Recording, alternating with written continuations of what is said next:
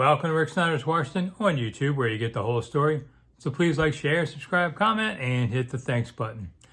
An interesting comment by Washington Commanders defensive lineman Jon Allen to 106.7 The Fan, which I also work for, where he was asked if he thought about leaving.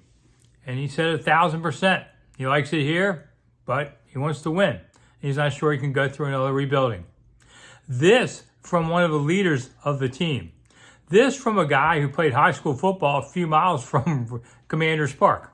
This is a guy who's Washington is, more than Chase Young even. And Jon Allen's, was a much more of a presence here since high school. And yet he's saying, I can't take it anymore, I got to go. So what do you expect fans to be saying? It's interesting. Some of the players were a little surprised that Miami had so many fans there. And for, what's it been now?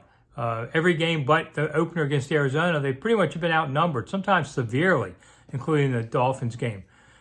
But what do you expect? I think it's basically still 15,000 or so Washington fans are coming to games, and the rest are being filled in by visitors. You can't make Josh Harris too happy because he actually wants to see Washington fans there, versus the old owner, Dan Snider, didn't care whose money he took.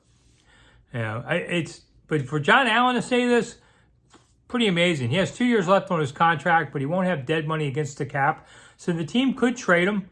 They're not going to let him go, that's for sure. I mean, he's too good a player for that.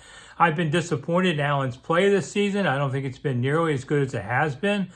He and Deron Payne, quite frankly, both of them.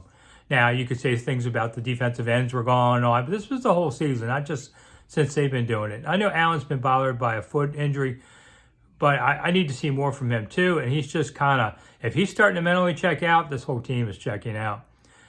And it's not something you really need to see at all. So we'll see what happens there. I'm Rick Snider. Thanks for coming. I'll see you soon.